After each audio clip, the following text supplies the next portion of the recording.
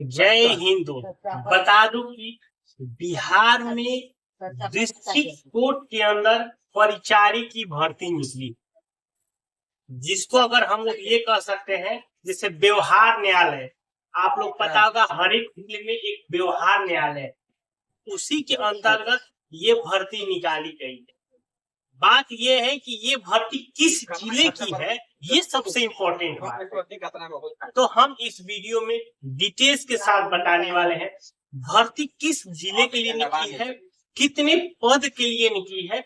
और मैं इस फॉर्म का बात बता दूं कि ये फॉर्म ऑफलाइन के माध्यम से भरा जाएगा और इसमें किसी भी तरह का कोई भी परीक्षा देने की जरूरत नहीं है।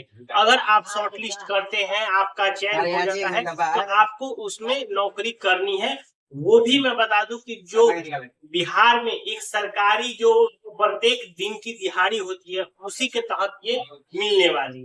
तो सारी चीजों को पूरा अच्छे से मैं इस वीडियो में बताने वाला हूँ। तो वीडियो को पूरा लास्ट तक देखिए और हमारे चैनल को जरूर सब्सक्राइब करके रखिए। हम इसी तरह का इम्पोर्टेंट वीडियो अपने लिए लाते रहते हैं। चलिए देखिए, सबसे पहला बात है डिस्ट्रिक्ट कोर्ट। तो मैं ये बता दूं कि ये जो भर्ती है सीवान जिले के लिए ये भर्ती है।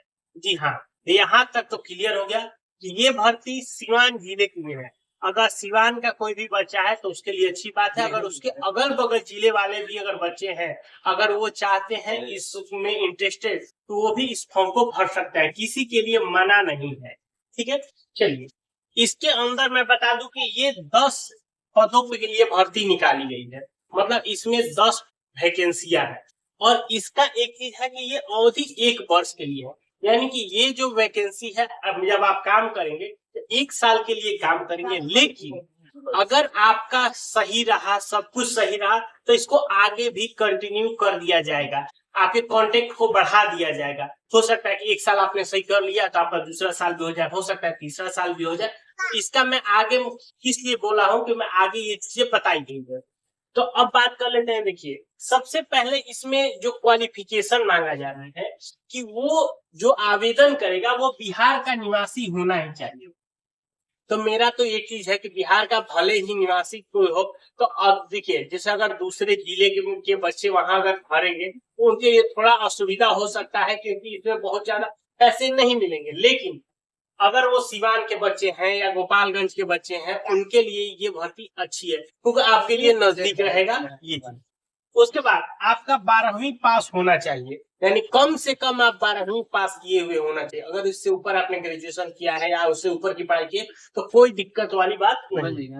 रोजगार पंजीकरण होना चाहिए। अब मेन बात यही है, रोजगार पंजीकरण होता है कि एक हर एक जिले में एक रोजगार ऑफिस होता है, ठीक है, लेबर ऑफिस जिसको बोल सकते हैं। वहां पे आपका पंजीकरण होना चाहिए, वो पंजीकरण इस फॉर्म में भरना जरूरी है। ये एक सबसे मुख्य बात है। तो यहीं पे बहुत सारे लोग छट जाएंगे और जिनका भी यहाँ पे रोजगार पंजीकरण होगा उनके लिए ये एक बेहतर मौका होने।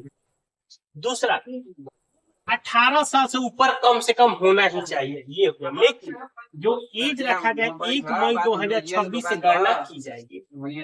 तो मेरे हिसाब से देखिए, एक मैं स्पष्ट कह रहा हूँ, ये जो भर्ती है खासकर जो नए बच्चे तैयारी कर रहे हैं उनके लिए ये पॉसिबल नहीं है, क्योंकि उन्होंने ये सारी चीजें नहीं करा। जो पहले के लोग हैं जिन्होंने जो पढ़ाई छोड़ चुके हैं, जो 10वीं या 12वीं पहले पढ़ाई कर ली है और उन्होंने यदि किसी लेबर ऑफिस में पंजीकरण करा रखा है, उनके लिए ये एक बहुत ही बेहतर मौका होने वाला है व्यवहार न्यायालय सीवान में नौकरी करने के लिए। परिचारी का मैं थोड़ा सा बता दूं कि ऑफिस अटेंडेंट बोलते थे।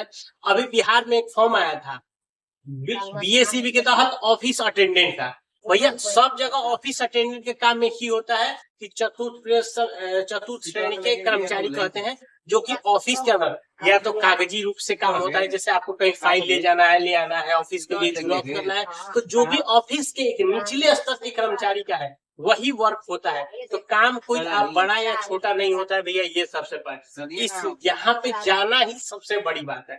और इस भर्ती की मैं पहले ही बोल दिया कि किसी को भी किसी तरह का एग्जाम भी नहीं करना है। ये नहीं कि फॉर्म भर दिए तो मुझे एग्जाम की तैयारी नहीं करनी है, कोई भी नहीं। फॉर्म भरते हैं, उसके बाद वो अपने मेरिट लिस्ट स्वतः ही वो सारी चीजों को सबके एप्लीकेशन को देखे कोई चार, जैसे मान लीजिए जिनका ज्यादा उम्र है, ज्यादा क्वालिफिकेशन है, उनको वरीयता पहले दी जाएगी। ये सब चीज उनकी क्राइटेरिया में रखी गई है। ठीक है, चलिए अब समझिए कि फॉर्म भरते समय आपको डॉक्यूमेंट क्या लगेगा। सबसे पहला तो आपको फोटो लगेगा। फोटो किससे लगेगा कि आपको फॉर्म पे चिपकाना है। और साथ के साथ जो फॉर्म है, फॉर्म कहाँ मिलेगा, तो हमारे डिस्क्रिप्शन बॉक्स के लिंक में जाइएगा, वहां पे आप लिंक जैसे ही क्लियर करिएगा तो आपके पूरा एक आपको वहां पे फॉर्म खुल जाएगा। वहां से आप डाउनलोड कर सकते हैं या उसको फिर बाद में जाके किसी साइबर से प्रिंट करा लीजिएगा। फॉर्म ध्यान रखिएगा 2 कॉपी प्रिंट करा लीजिए, क्योंकि फॉर्म भरते समय अगर क्योंकि गलती हो जाती है तो आप दूसरा वाला फॉर्म सही से भर दीजिए। उसके बाद आपका आधार कार्ड लगेगा। उसके बाद 10वीं और 12वीं का मार्कशीट। अगर इससे ऊपर की अगर आपने पढ़ाई की होगी, जैसे मान लीजिए कोई ग्रेजुएशन किसी ने किया होगा, तो वो अपना ग्रेजुएशन वाला भी डाल दीजिएगा। करेक्टर सर्टिफिकेट जरूरी है। करेक्टर सर्टिफिकेट जिसको पुलिस वेरिफिकेशन बोलते हैं, जो आजकल 14 वर्किंग डेज के अंदर थाना ऑनलाइन अप्लाई होता है, उसके बाद थाना के द्वारा वेरीफाई होता है, एसपी ऑफिस से निर्मित होता है, वही करेक्टर आपका यहाँ पे लगेगा। उसके साथ साथ लिफाफा ध्यान रखिएगा। अब यहाँ पे क्या है, एक तो आपको एक A4 लिफाफा लेना है, जिसके ऊपर आपको जिस पते पे भेजना है आगे मैं उसको बताऊंगा। इसके साथ साथ एक छोटा लिफाफा लेना है। छोटे लिफाफे पे 2 में देखिएगा, ध्यान रखिएगा, अपना पता लिखना है। ये जो दूसरा लिफाफा होगा छोटा वाला, उसमें अपना पता लिखिएगा। उसके ऊपर जो भी है टिकट चिपका दीजिएगा। कम से कम 10 रुपए का अपना टिकट चिपका दीजिएगा, ताकि आपको डाक से इजीली पहुंच जाए।